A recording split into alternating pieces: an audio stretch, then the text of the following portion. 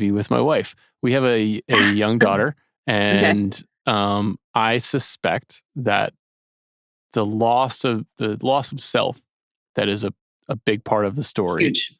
Yeah. I think it's fair to guess she'll click with it, but I also Yeah. think it will make her feel something that maybe she doesn't want to feel. Like she'll identify, but it will hurt. I'm Yeah. speculating. I don't want to speak for her, obviously, but it's very hard to not think about that watching the film from my perspective. Absolutely. Yeah. And I guess I'm curious about how you feel about that. About like, is it better to see something and click with it, even though it hurts, or maybe how you think about even what people have told you about experiencing the movie, because it is so uh, intimate and specific, and there are not a lot of movies about this. No, there's not. Um, I think that one of the things about the movie that's been most powerful for people that people have directly expressed to me is that thing that you're saying, is that these are things that like women are trained. The whole movie is about something that women are trained not to talk about, because these feelings feel like a betrayal to your child. You can love your child and also say or feel that sometimes you need a break. Sometimes it's too much. Sometimes you've reached your point.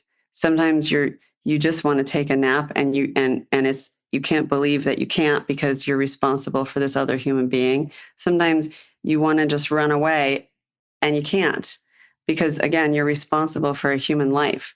And in our culture, we do this really weird thing to women where it's like mothers are like revered, and oh, a mother is the best thing, a mother. But it's also completely disrespected and dismissed and ignored as far as what it actually is to be a mother. And let's broaden it out to a caretaker of any sort. Um, the responsibility of that can sometimes feel crushing, crushing. And the 24 hours of it, the 24-hour there, like it doesn't stop, and you are constantly being needed for something, and you're constantly fulfilling needs. And then at a certain point it's sort of like, well, I have needs. I'm a human being. I was a fully formed human being, individual person before I had a child. Why does that change once I have a child? Why is that expected to change once I have a child? Now, it doesn't mean that I'm condoning the things that Linda does, but the things that Linda does uh, are come out of that feeling.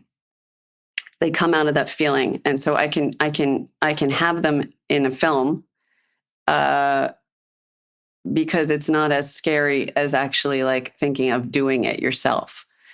And the idea that women don't even talk about this with each other, by the way.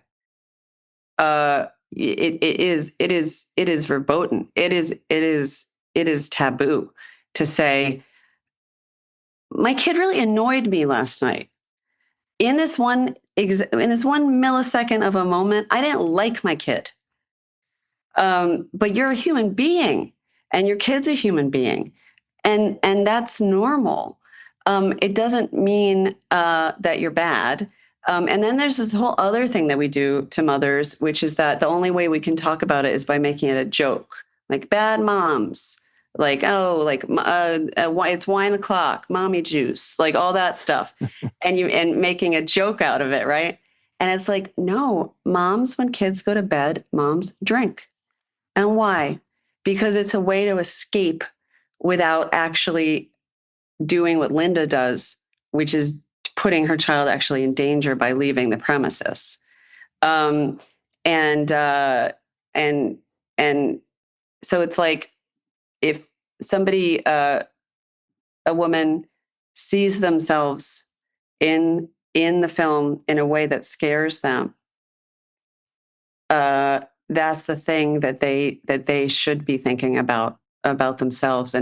and why it scares them, and how maybe to recalibrate things so that it's not something that is a part of their life, because it doesn't have to be. So I have a related question.